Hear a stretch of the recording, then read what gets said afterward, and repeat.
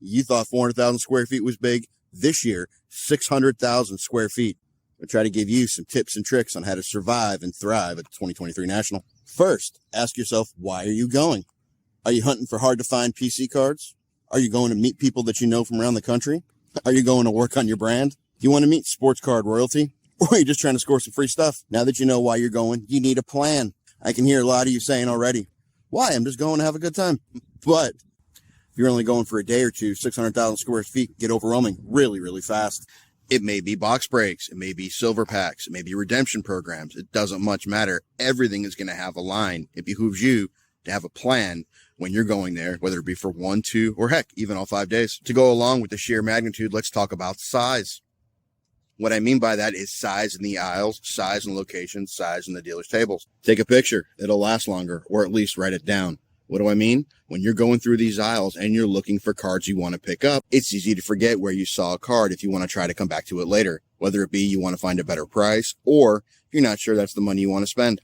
If you write down the table, the location of the card, or if you got a phone and just take a picture of the aisle, of the dealer table, and the card, and let yourself know how much you asked, it'd be a lot easier to go back and find that thing later. It's going to sound silly, but something else to make sure you bring with you is the schedule, and not just the schedule, but a copy of the floor plan as well.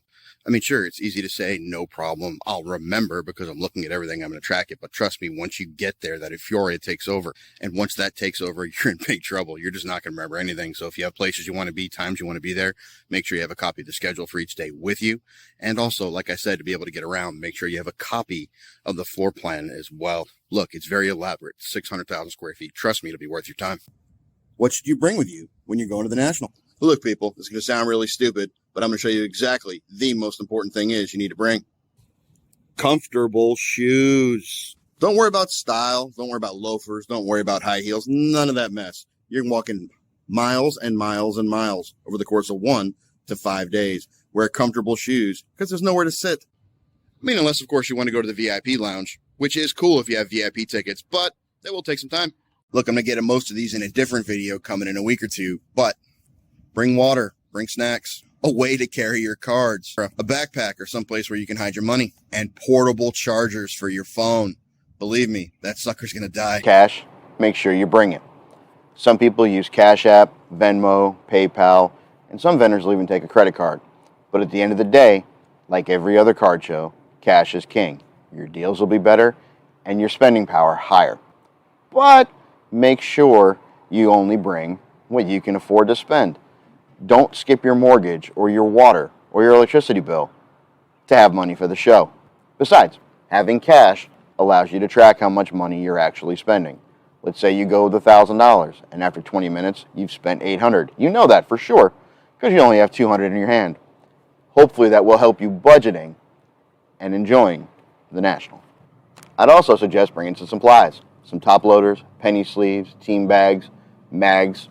All that stuff will help you out when value boxing or picking up stuff at the show. I'm sure you may find supplies at the show, but it'll probably cost you more, and everyone's going to be clamoring to get it as quick as possible. Are you interested in grading? The National is a tremendous place to handle that. You can submit right at the show. All the major graders are there. CSG will be there, BGS will be there, SGC will be there, and of course PSA will be there. Even have options like raw card reviews where you can pay Beckett on site, go over there, give them, I think last count like $20 to give you an RCR, let you know what the card would grade at. There's also a premium service by a lot of these companies, and I do mean premium, that'll turn the card around for you right there at the show. But make no mistake, there will be lines. So even if you just want to go there and drop your card straight off to the submission area, don't be surprised if you wait in line for 30 minutes, 45, or even an hour. There's nothing wrong with it, but budget for it accordingly. There is no shortage of freebies at the National. Almost all the corporate locations will be giving something out for free. And if they don't, many of them will have deals. Could be silver packs from Panini, rapid redemptions from Topps. Almost everyone will have something for you if you're interested. But it's not just about freebies, it's about services available. If you have a ton of Panini redemptions that you've had stacking up for 1, 2, 3 years, and this is your first time to the National, bring them with you. They usually run some type of redemption program, i.e. bring 1 to however many redemptions, and they'll turn them into Panini 1-of-1, black box, and white box. Now keep in mind, not true 1-of-1s, but then again, it's all manufactured scarcity anyways. Some of these things only happen at certain times, so it's critical to know the who's, the what's, the where's, and the when's on when these items will be available, if that's something you're going for. And expect there to be lines. None of these things are going to have one person in line. There's going to be a bunch of people waiting, so use your time accordingly. Trade night. Let's not forget trade night, whether it be the pop-ups that happen in any hotel or the monolith that is the one put on by Ryan, Card Collector 2, and Jimmy from Roadshow Cards. They started that one a few years ago in Atlantic City with 30 people, and now thousands attend. Look, last year people got in line hours in advance, so use your time accordingly. If you've got the time and you want to go or you want to make it a priority, by all means, do so. If you're only there for a day or two, it might be something you want to skip just because of how long it'll take you to get in. But if you have the time and you want to do it, I highly recommend it. It's a show all into its own. But like I mentioned, if you can't make that, just look at the other options you have available to you. i.e., are you staying at a hotel within 2 miles of the convention center? Well, heck, odds are a trade night's going to pop up there in the lobby on one of the nights. They come together quick, so be on the lookout if that's something you might be interested in. Look, while you're there, don't forget the human side of things. Work on relationships. Great opportunity to meet someone in person that you've been talking to online for years. Opportunities like this don't come together but once a year.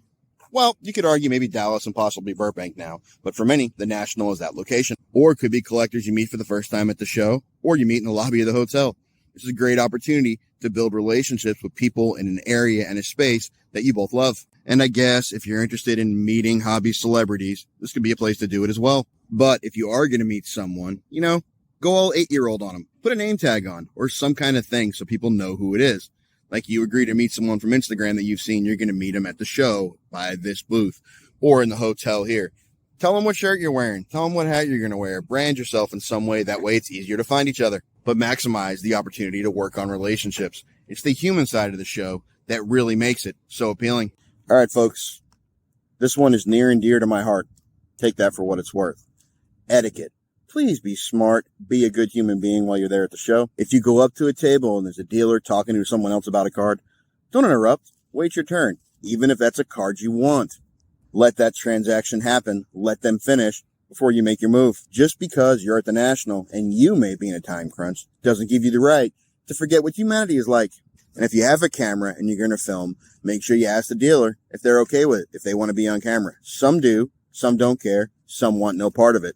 Reasons be damned, it doesn't matter. Just make sure you ask before you record that content. Look, this isn't Cleveland here or out in some pasture in a farmland. The aisles will get crowded. Wait your turn. Don't push. Don't shove. There's no reason to do any of that. This is supposed to be fun. It's supposed to be entertaining. It's supposed to be an experience.